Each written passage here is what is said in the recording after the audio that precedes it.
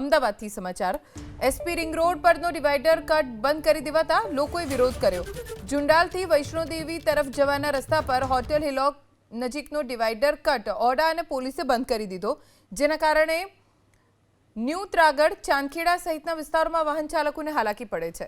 Divider કટને ખોલવા માટે સ્થાનિકોએ સિગ્નેચર અભિયાન શરૂ કર્યું।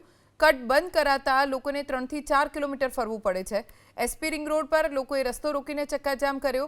હોટેલ હિલોક પાસે લોકોએ રોડ બંધ કરી દેતા અડધો કિલોમીટરથી લાંબો ટ્રાફિક જામ થઈ ગયો। વૈષ્ણોદેવી સર્કલથી જુંડાલ સર્કલ તરફ જતા વાહન ચાલકો ટ્રાફિક જામમાં ફસાયા।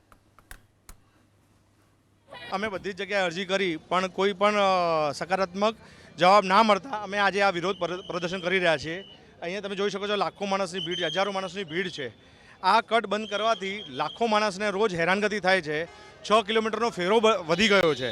હવે 1 લાખ માણસ 6 કિલોમીટર ફરે બંને બાજુ થઈને તો કેટલો ઈંધણનો વ્યય થાય છે તમે વિચારી શકો છો।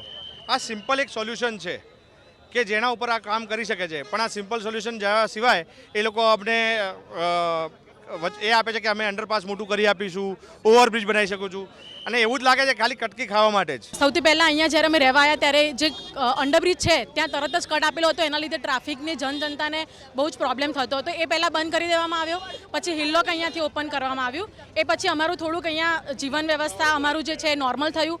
એ પછી ટ્રાફિકનો ફરીથી પ્રોબ્લેમ થવા લાગ્યો। આ લોકોએ હિલ્લોકનું અહીંયા બંધ કરી દીધું છે।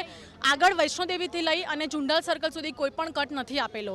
અમારી માંગ એટલી જ છે કે આ હિલ્લોકનો જે કટ બંધ કરેલો છે એને ઓપન કરે, અહીંયા પ્રોપર પોલીસનું ટ્રાફિકનું મેનેજમેન્ટ કરે, સિગ્નલ લાઇટ લગાવે તો મારા ખ્યાલથી એટલો પ્રોબ્લેમ નહીં થાય। જ્યાં સુધી કટ ઓપન નહીં થાય ત્યાં સુધી અમે લોકો અહીંયા જ રહીશું।